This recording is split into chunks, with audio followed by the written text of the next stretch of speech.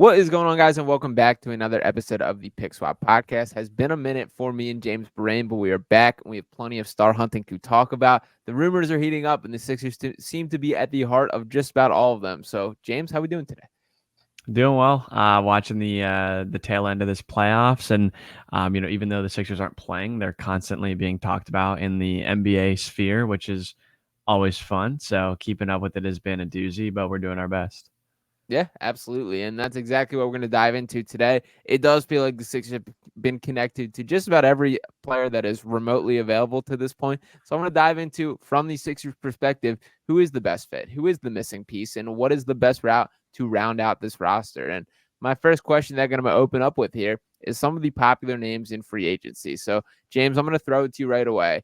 And this question, I want it all things equal, that we're not considering the draft picks that it would take to trade for a player. We are going to get into all of that after the fact, but we're not going to consider the cost of getting a player. I just want to think from the Sixers perspective, with all things equal, if you're picking the third guy to pair with Joel Embiid and Tyrese Maxey, who is your favorite? So I'm going to list these names, and you're going to tell me your preference here. So once again, all things equal, not considering the draft picks or what it would take to acquire, out of Paul George, Jimmy Butler, LeBron James, Mikal Bridges, OG Anunoby, Donovan Mitchell, and Brandon Ingram, who would be your preferred choice to join the Philadelphia 76ers?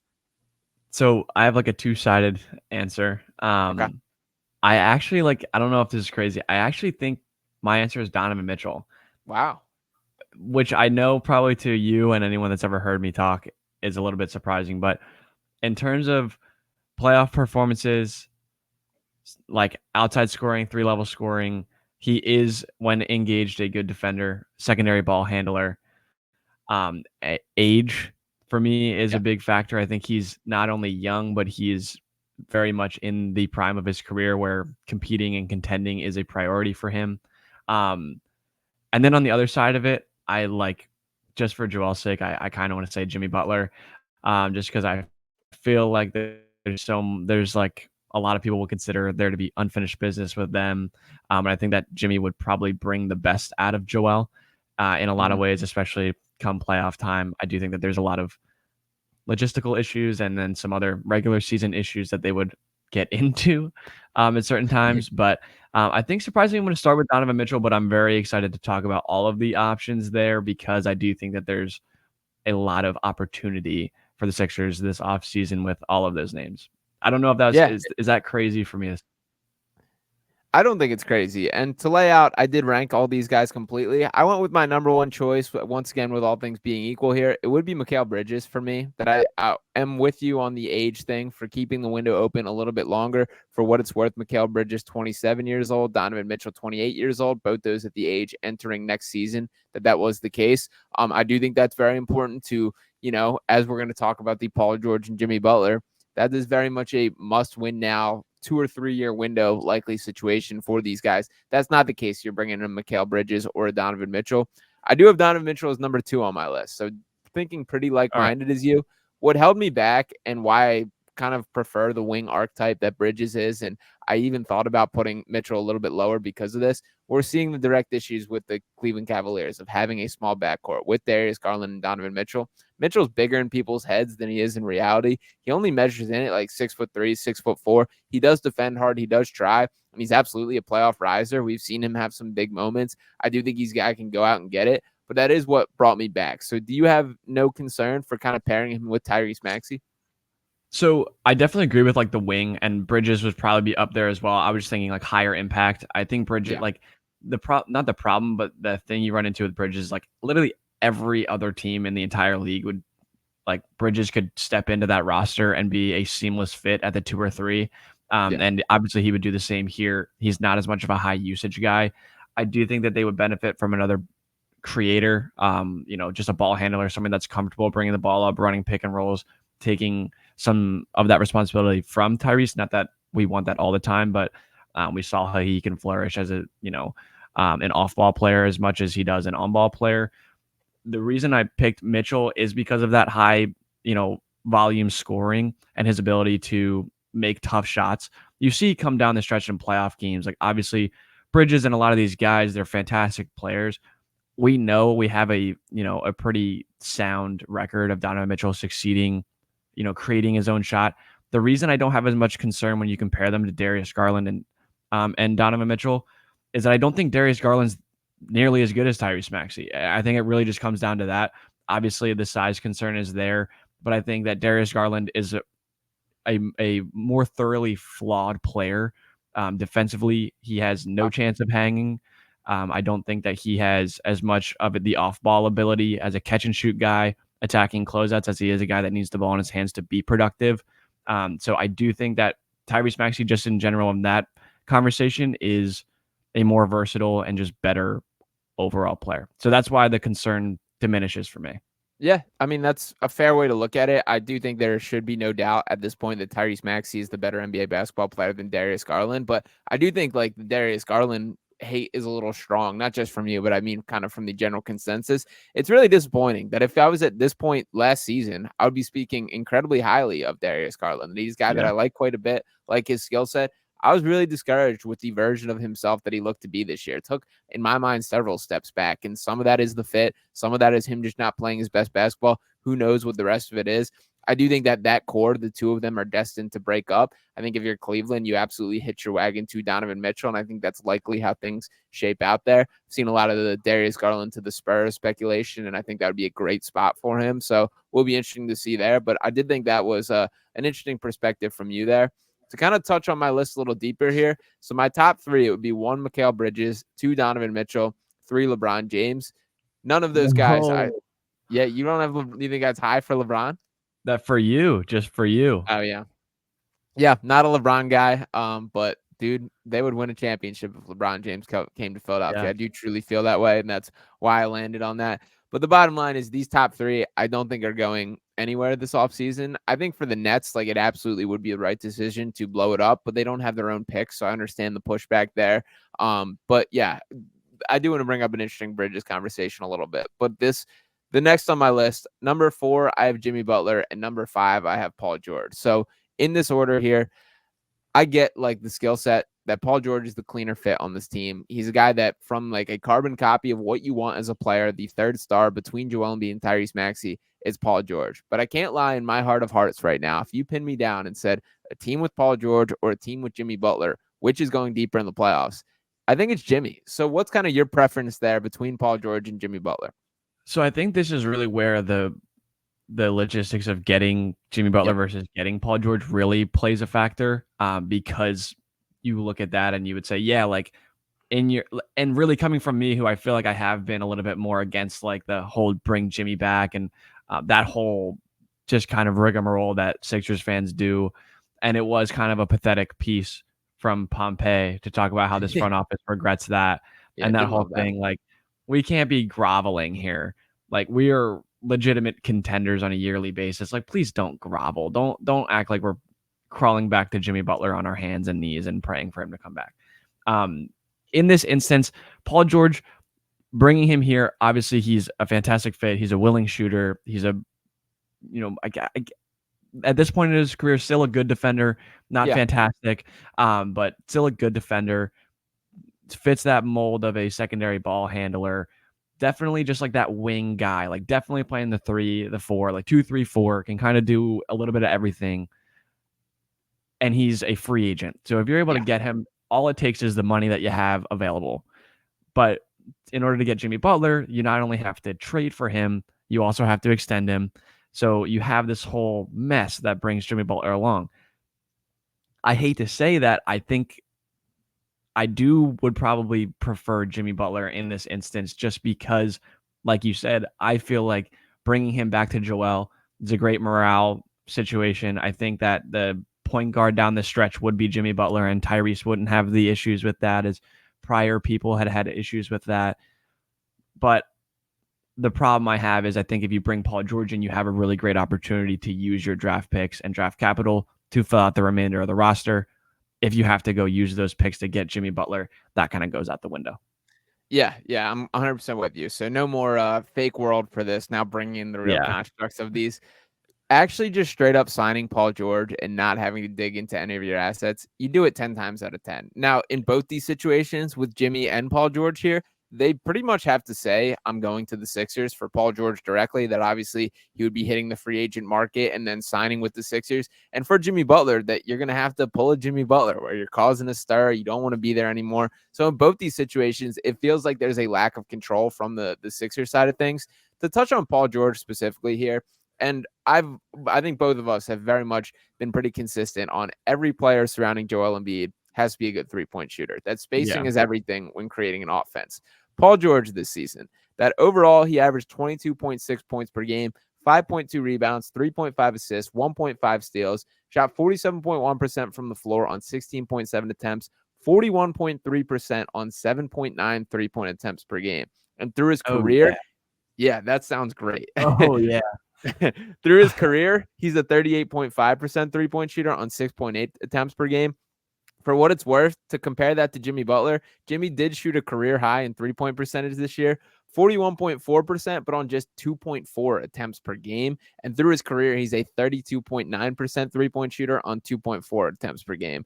I also, in any case here, want to emphasize, cannot exaggerate how much better all of these options are than Tobias Harris. And for exact reference on kind of this conversation here, that Tobias Harris in his career, a 36 through his career, a 36.8% three-point shooter on 3.7 attempts per game, shot 35.3% this year. So for what it's worth, with Paul George, we're talking about a real deal, high volume, high efficiency three-point shooter, and a guy that I think would be pretty content in that third star type role. Yeah, I'm going to start a petition to just not ever talk about Tobias Harris ever again. I think that starts today. I'm going to drag him. I'm dragging him all year. No, don't do it, please.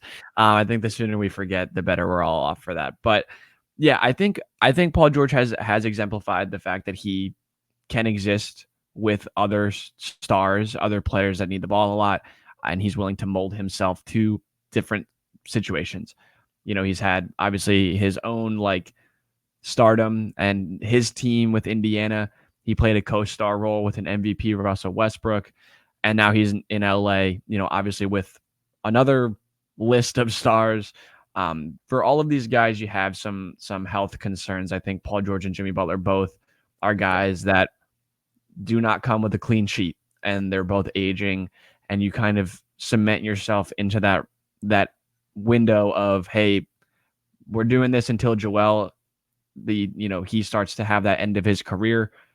We're doing this, and then Tyrese is basically the only window to the next era of Sixers basketball. That's why I think that they are being careful with this and probably looking towards, hopefully, like, I think that's why Mitchell and Bridges probably climbed up my board, just because you can kind of bridge that gap with the two of them. But Paul George is an unbelievable player, and he would be, if you have this exact team that you had this year, or a very similar makeup, which you realistically could do if you max out Maxey, which you're going to do, you're going to bring in, say, Paul George for a max contract. You still have something close to like a $17 million contract, a trade exception, and then a bunch of picks and to make or trade. And then you also have, your vet minimums and things of that nature. So you could build out, I think, a vaguely similar roster to what you had this year, but you replace the $40 million that you spent on Tobias and you use that for Paul George. That'd be pretty ideal. Yeah, absolutely. And to dive into the Paul George conversation directly here, so we know the situation, that he seems dead set on wanting a max. The Clippers are not going to give it to him and will not pay him more than Kawhi Leonard. Seemed like they gave Kawhi that contract with kind of setting the standard of like, we got to keep some room for everybody to eat there. Still all getting paid quite handsomely. The difference between what the Clippers are offering and what the Sixers can, because we know what comes with bird rights, it's not as significant as people are making out to be. And when you're Paul George, you do have to think here that this is a Los Angeles kid, grew up out there. His parents are courtside at games. Do you truly want to step out of Los Angeles and come to Philadelphia, where there is a ton more pressure than you have right now? I think like trying to evaluate how Paul George beats what his outlook is, I'm a little skeptical that he even becomes a free agent. And that's super frustrating to me. So where are you at on that? And what do you think Paul George is thinking right now? Yeah, it's definitely a difficult, like, it's hard to tell with him, and and realistically, like, they're willing to give him like quote unquote like maximum money, just not the maximum amount of years, right? Like same thing with Kawhi, like he got essentially max money just for one less year. Yeah, so it's like he could probably settle for that. I think, the security of the long-term maximum deal is probably what he's seeking. And obviously being comfortable in LA and that being where he's from, it'd be really hard to blame him for wanting to stay. Right. I think that he has expressed a lot of like admiration for Joel on Yeah. multiple fronts. And playing with Joel, I think, should be an attractive piece for a lot of these guys, and Tyrese as well, obviously. So, I don't think it's out of question for any free agent to want to come play here. But if you're looking at the top list of teams with the amount of cap space that they can spend, there aren't a lot of contenders at the top of that list. I think that's why they've been so dead set on this cap space plan, and they have the chance to capitalize on it. But when you're looking at Detroit, and obviously Orlando had a good year, but got to assume that they're a couple of years away still. There's really not a lot of other teams at the top of that list of teams with cap space this summer that are in a mode where Paul George could come in and make them a legit championship caliber team.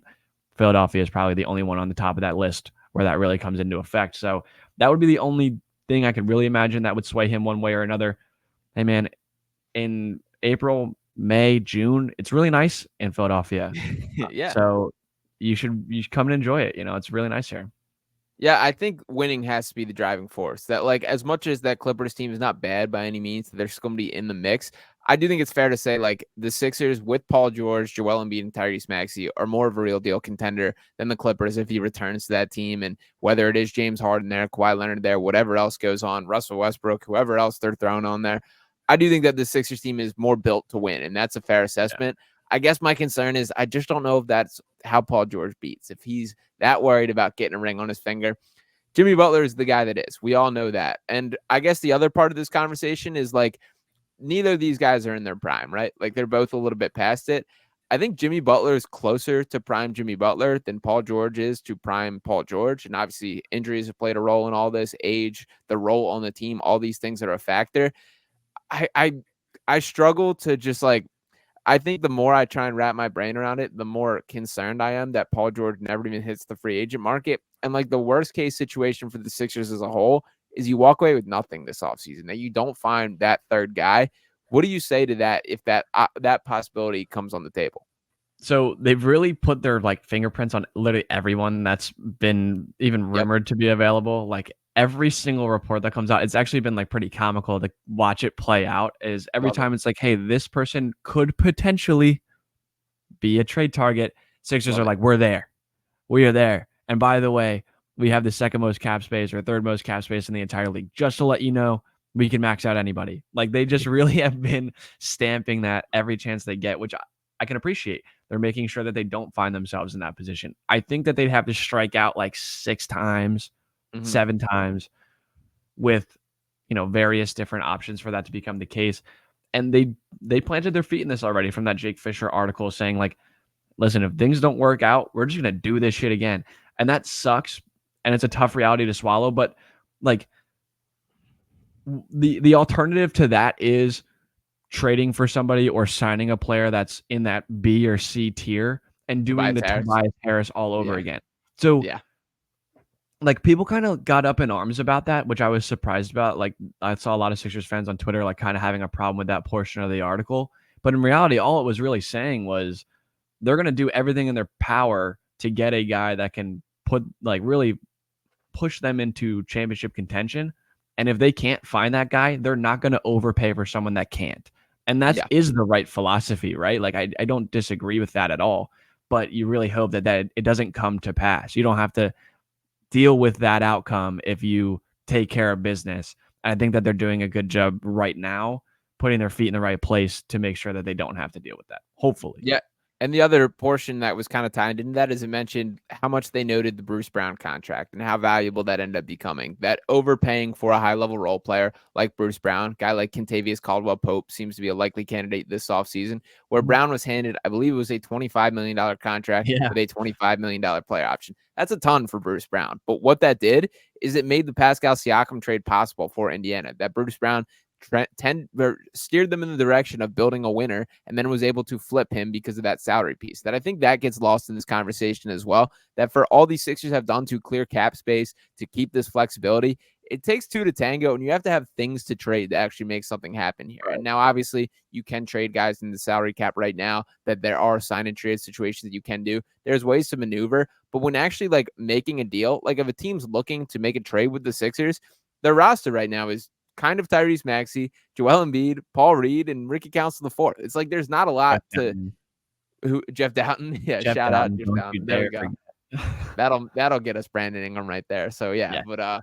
I guess like that would not surprise me if that's the route they end up coming. And I get this mindset between like have your two stars and get a bunch of high level role players, but those guys aren't cheap. So I don't think like it's going to be working that way. Saw Klay Thompson was another name that was thrown in there. Malik Monk's a guy that I like.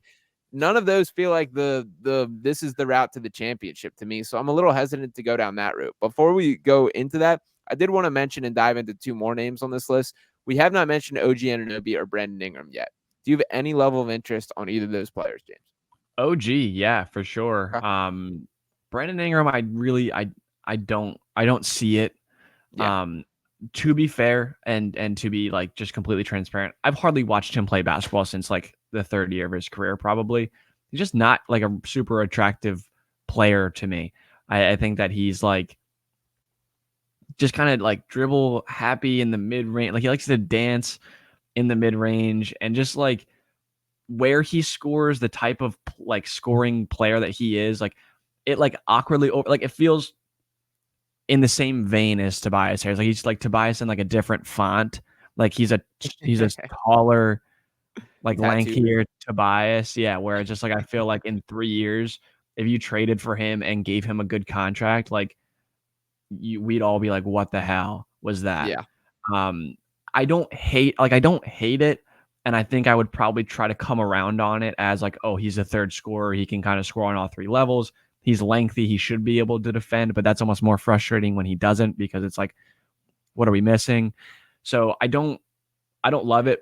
When you flip to OG Anunoby, the only thing is like he's never been an all-star. You're really gonna like max out an all-star level, like a non-all-star. We've already done that once already. But you got to imagine that he impacts winning at a much higher level. He's just such a great defender, so stout and strong, great rebounder. Injury concern is obviously there. He hardly plays, so that is definitely a concern. Even like he had the whole injury to start the year, and then he had the shoulder surgery, and then he had another injury, and then he had the hamstring in the playoffs. So he definitely doesn't come without those concerns either.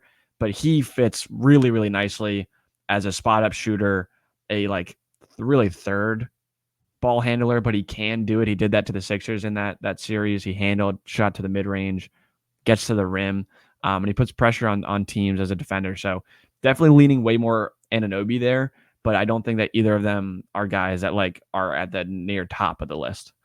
Yeah, I think Brandon Ingram's a little bit better than you're giving him credit, but I certainly hear you. Probably. He's a good rebounder. He's a good playmaker. He's a far better playmaker. He's a guy that can put on the floor and create for others.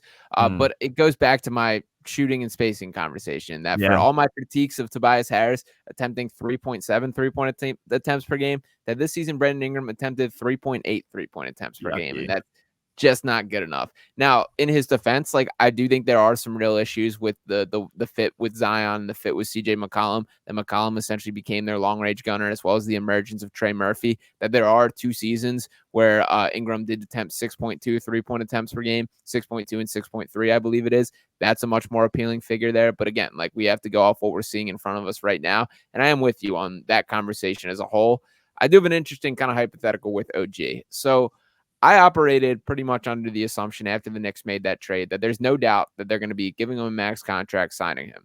That Fisher article certainly did not read like that was the case, that it does feel like he's going to hit free agency. My reading the tea leaves and speculating here, I think the Knicks have their eyes on Mikal Bridges, that I think they want to add the missing Villanova piece. So say the Knicks give a call. We work a 3-team trade between the Brooklyn Nets, the New York Knicks, and the Philadelphia 76ers.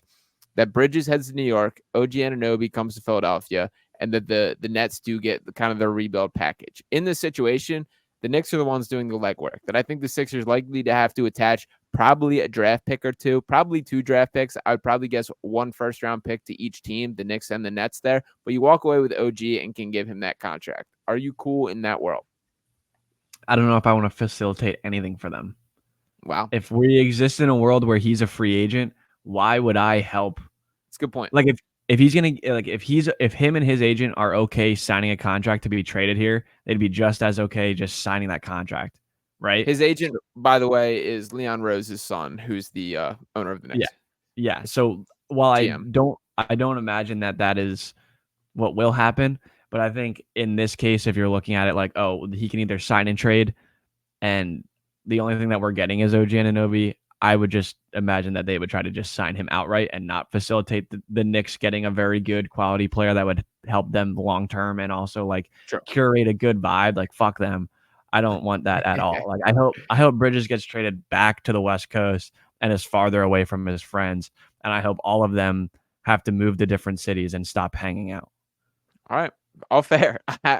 You will not hear me sticking up for the New York Knicks whatsoever. I do think that's a possibility. I think that I could see a couple phone calls occurring that way. It would be way easier if the Nets were just open to trading Bridges. But then again, in the same situation, like the Knicks can probably outbid the Sixers for a trade. So that they are loaded with draft picks, that team, Yeah. and they have the Julius Randles of the world that they're willing to deal and can How make many the more salary. years does he have on his contract? I believe 2, but that's going off the top of my head Oh my there. So God. I thought he was yeah, done. not on. Yeah, Jesus. yeah. But I did want to bring that up for food for thought here. To circle back to our world in which none of these boxes are checked, is like giving a $25 million deal to a guy like Malik Monk and Kentavious Caldwell Pope. Are you okay with that?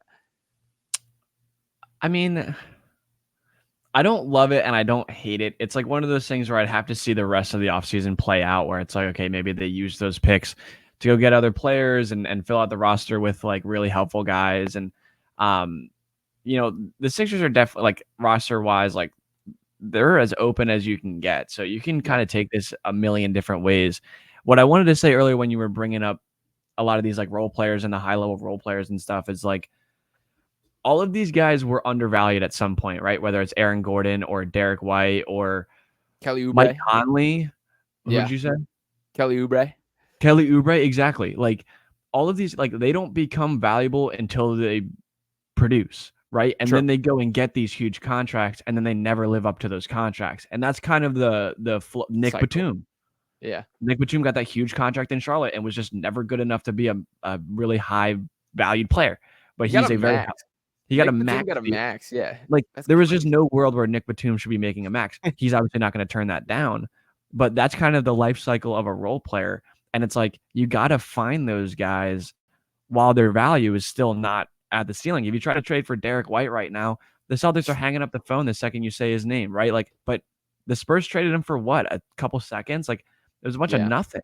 So it's like you got to find these guys, and Malik Monk now is one of those guys where he's like, I'm out of Sacramento because I'm about to go get paid. And as he should, he deserves it. He's played himself into that contract.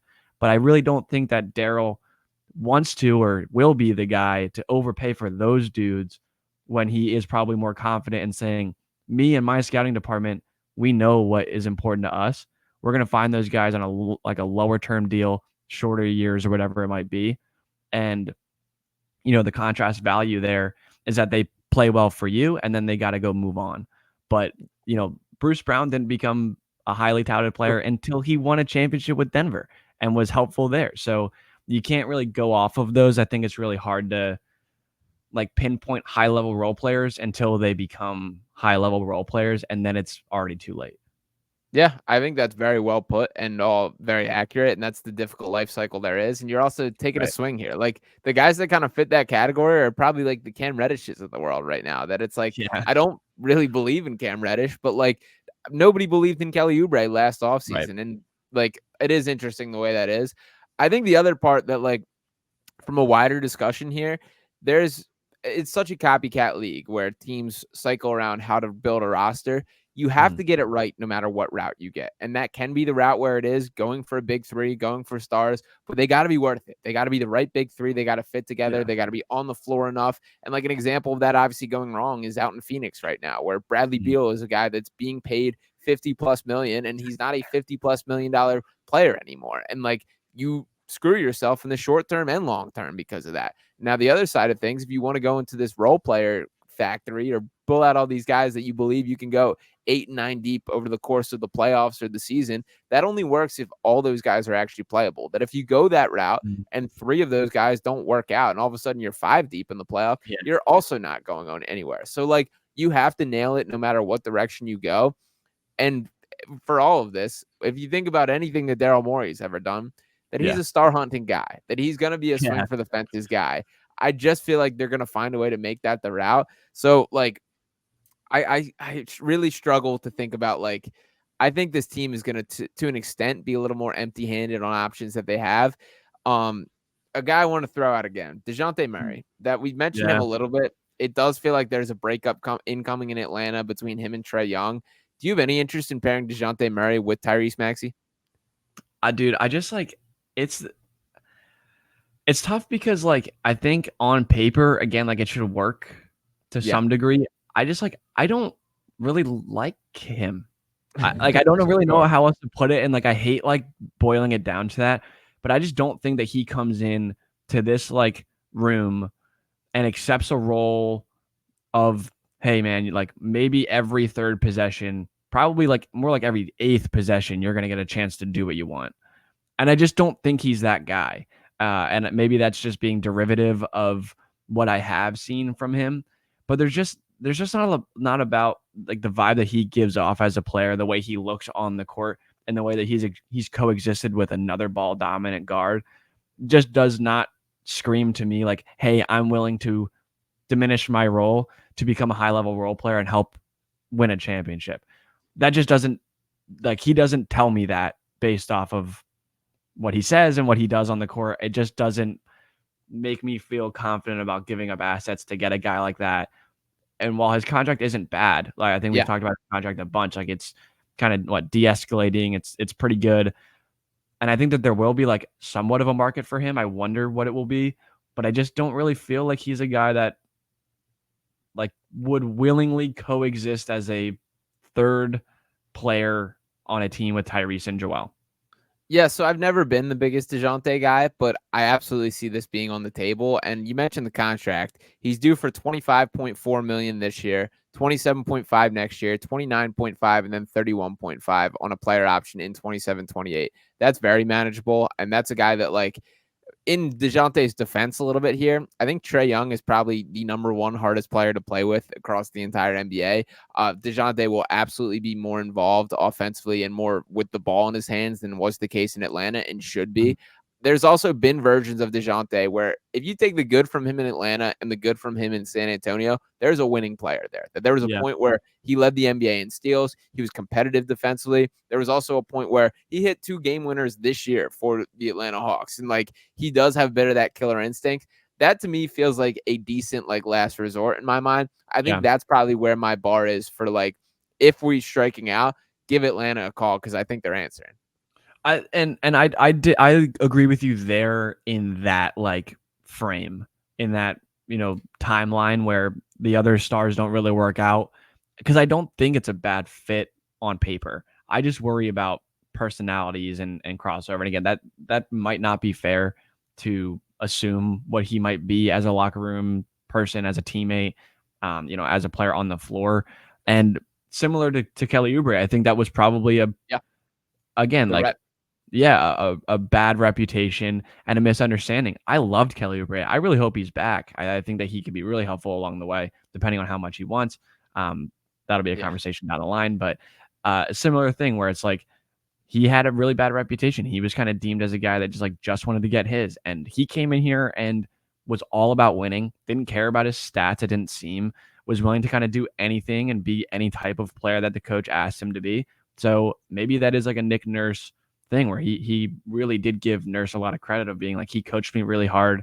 He put me where I needed to be and he gave me opportunity. So maybe that is like maybe Nick Nurse is that like straw that stirs the drink of DeJounte Murray becoming, a coexisting player with those two.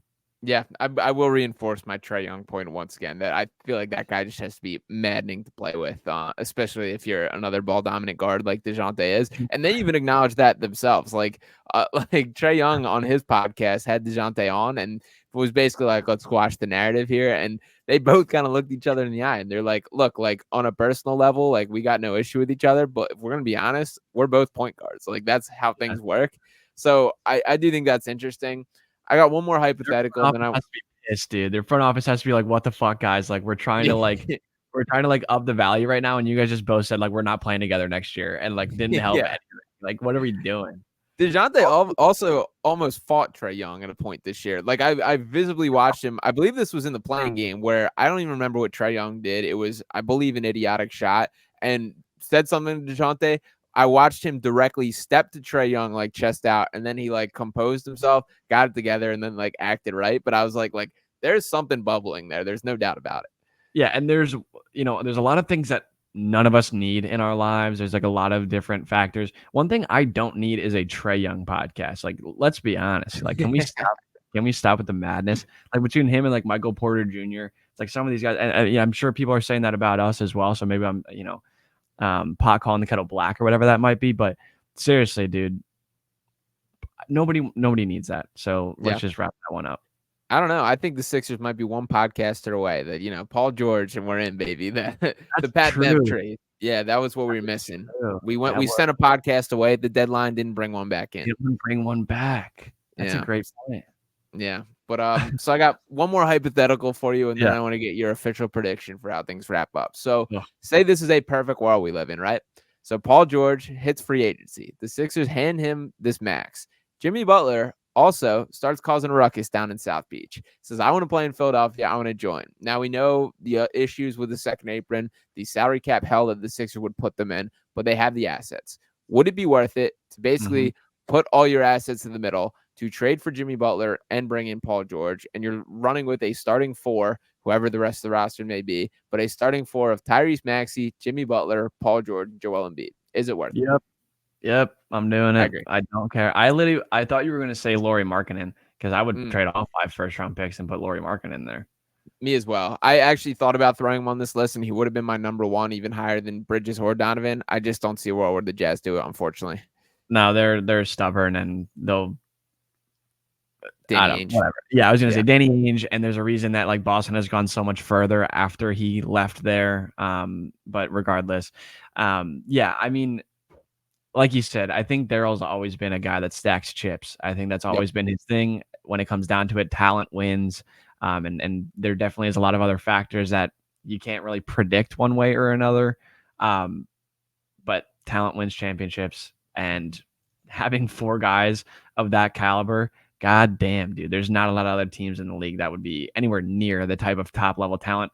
The other 7 guys that would be playing any sort of minutes would be like vet mins and G League players, but I don't know if it mattered. Like you could probably start Jeff Doughton at the 2. Yeah, I mean, you might have to. That might not be a can. I'm here for it. I fuck with Jeff.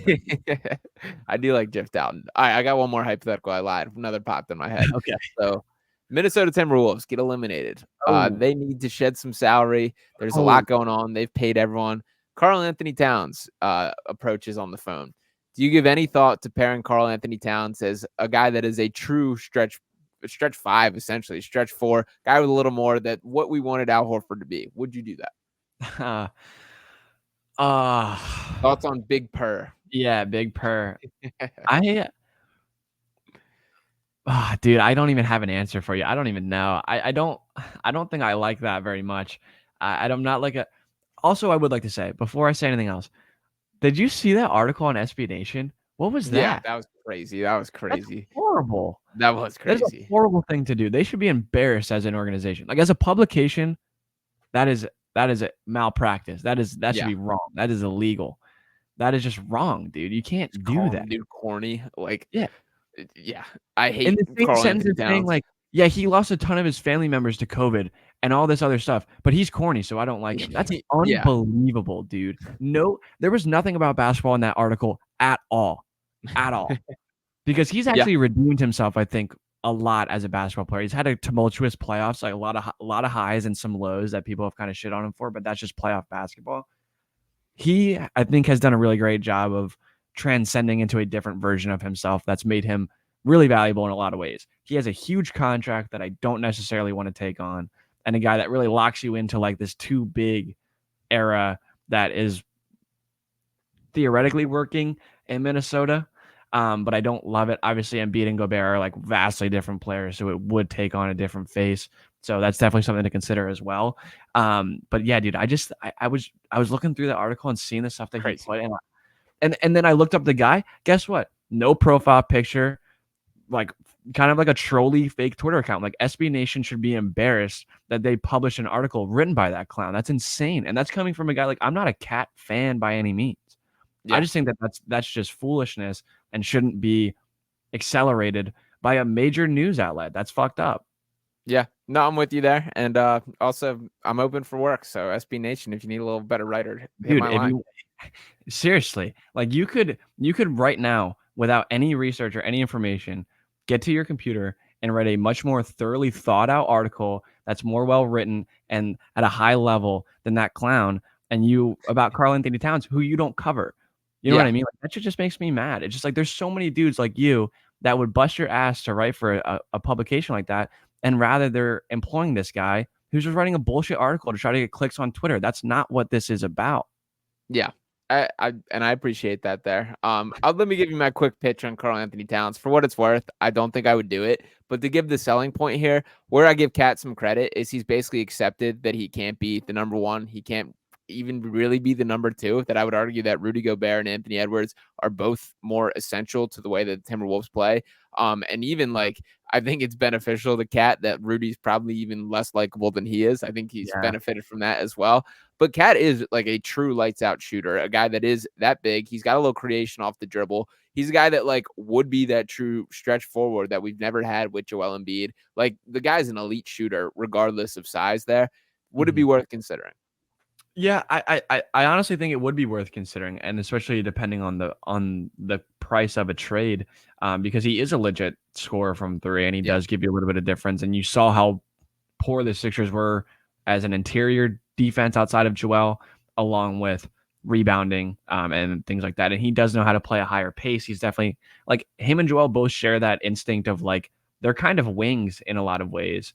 The Yeah. two of them, they just happen to be in 7 foot plus bodies. So it would make them really unique and difficult to guard.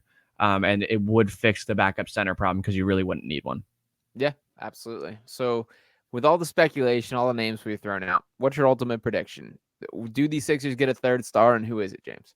Yeah, I think so. For right now, May 30th. Okay, it's still so early. My prediction is that they will sign Paul George, and with that, they will use maybe 2, possibly 3 trades of their available first round picks to fill in their roster with high level talent, whether it be Alex Caruso or things of Love it. that nature. Like I think that they get their guy with the available cap space, and then they overpay for some really well valued, well priced role players in the form of like an Alex Caruso, where it's like, yeah, he only makes $10 million, but you probably have to overpay in terms of draft capital. I think that's the route that they're going. If I was in that space, that would be like the ideal route that I would want to go as well. Yeah, that would be my ideal route. I think in my jar of hearts, I just feel that Paul George is going to stay in Los Angeles, that he's not going to up and relocate and do all those other things, that I think he's happy there. And he does not strike me as a guy that wants to step into the pressure cooker. To me, it feels like that there's a little bit of smoke to this Jimmy Butler situation. I think right now on May 30th, my feeling is that the Butler and Miami stuff is going to continue heating up. I think these Sixers do right their wrongs, are on the other side of a sign and trade, and they do find a way to bring Butler to back to Philadelphia where he can make it happen. So that's how I'm Wow. feeling today. I would love it. I'd be back in completely. But I do think ultimately, like Daryl Morey finds a way to make some sort of blockbuster, and I'm with you that like there will be some draft picks move for the Alex Carusos of the world, and the Sixers will be at the better because of it. Yeah. And really, I think that would make Joel happy. I think Yeah, it would do which a is lot for important. them. Yeah, It's very important, and Daryl Morey is known for that. As just so long as it makes sense, James yeah, Harden. And I could see that happening. I really could, and I don't like. I have such strong mixed feelings. But he takes away like the one thing I can confidently say about that, and what we can kind of like wrap that up on. If like Jimmy Butler, like you have a feeling in the playoffs of he's got it. impending doom.